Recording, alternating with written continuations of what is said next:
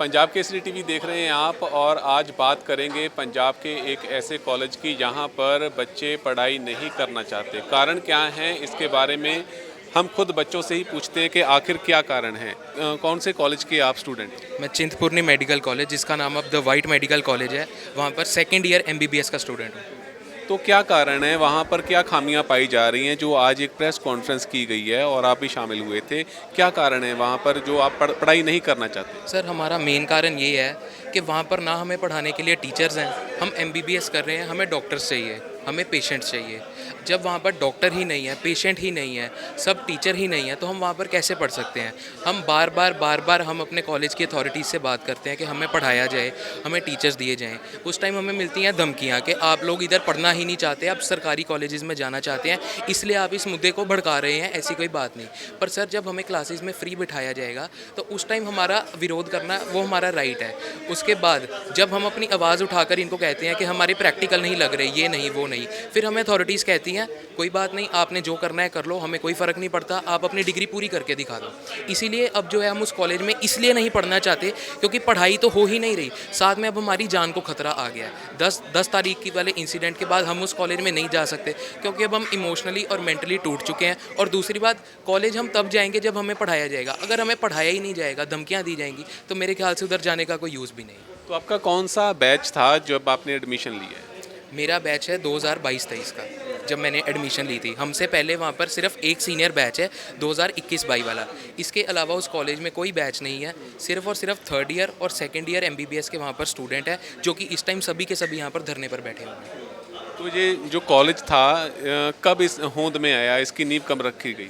2011 में ये college start हुआ है और जब से ये स्टार्ट हुआ है ऑलरेडी 2 बार यहाँ से शिफ्टिंग हो चुकी है। शिफ्टिंग का की मतलब है कि जो बच्चे यहाँ पर पढ़े हैं उन सब ने अपनी आवाज़ उठाई कि हमें जो प्रॉमिस किया गया हमें नहीं मिल रहा। पढ़ाई, रहने की सुविधा, ये सारा कुछ। अभी तो मुद्दा सिर्फ पढ़ाई का है ना, क्योंकि हम पढ़ना चाहते हैं, बाकी चीज़ों पर एक स्टूडेंट कॉम्प्रोमाइज़ कर सकता है, बट ना वहाँ पर रहने की जगह है। जो रहने की वहाँ पर जगह है, अगर वहाँ पर कोई बाहर से पेंट वाला भी आता है, वो कहता है मैं तुमसे अच्छा रहता हूँ।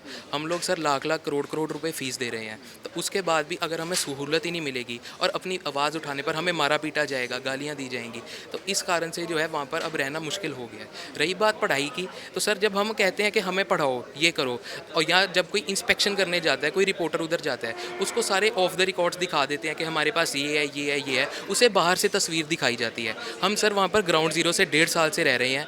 जो टीचर कभी हमने वहाँ पर देखे भी नहीं, वो लोग वीडियोज़ में आते हैं कि हमारे पास सब कुछ है, हम ये कर रहे हैं, वो कर रहे हैं। इसके अलावा वहाँ पर सब झूठ है। नहीं, जैसे आपको पहले भी मालूम था कि वहाँ पर हालात ठीक नहीं है, पहले भी बच्चों ने शिफ्टिंग की है, तो फिर आपने एडमिशन वहाँ पर क्यों ली? ये बहुत अच्छा आपका सवाल है, इसका मैं जवाब देना चाहूँगा।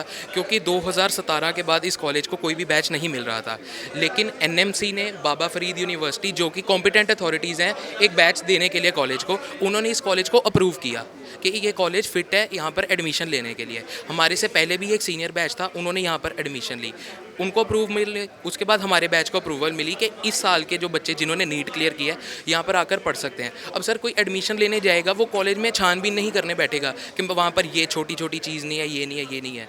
हमारी जो ये मांग है इसमें है कि ये गलती है एनएमसी की, बाबा फरीद की, कि ये उनका काम है कि वो पूरा करें कि वहाँ पर कॉलेज में एटलीस्ट मिनिमम स्टैंडर्ड्स हैं भी कि वो बच्चे को पढ़ा सके।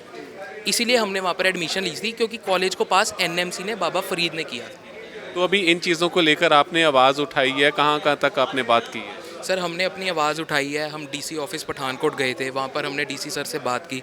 उन्होंने हमें बहुत अच्छा कोऑपरेट किया, उन्होंने हमें आश्वासन दिया कि मैं आपकी हेल्प करूँगा, कोई बात नहीं। उन्होंने हमें एक दिन गुरुद्वारे में रुकवाया। उसके बाद वहाँ पर डर का माहौल इतना था कि कोई भी बच्चा कॉलेज से अपना सामान उठाने नहीं जा पा रहा था। उन्होंने बाकायदा ड्यूटी मजिस्ट्रेट वगैरह लगा के, पुलिस की वैन्स भेज के हमारा वहाँ से सिर्फ सामान उठवा के दिया कि आप अपनी ज़रूरत के सामान लो, और उन्होंने हमें भेज दिया कि आप यूनिवर्सिटी बाबा फरीद जाओ, उनके सामने रजिस्ट्रार सर, वीसी सर है, उनसे बात करो।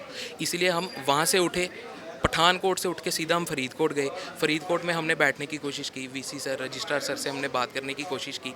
वो कहते हैं कि हमने आपकी बात सुन ली है, आप आगे जाओ, सरकार से बात करो, डीएमआरई सर के साथ बात करो। इसलिए हम सब अब फरीदकोट से उठ के हम चंडीगढ़ में आ गए हैं। हाथ हमारे अभी भी खाली है, हमारे हाथ कुछ नहीं है। सब कहते हैं हमने आपकी आगे प्रोसेस कर दी है एप्लीकेशन, आपको जवाब मिलेगा। पर सर इस सब के बीच में हमारी तो पढ़ाई का लॉस कंटिन्यूस है।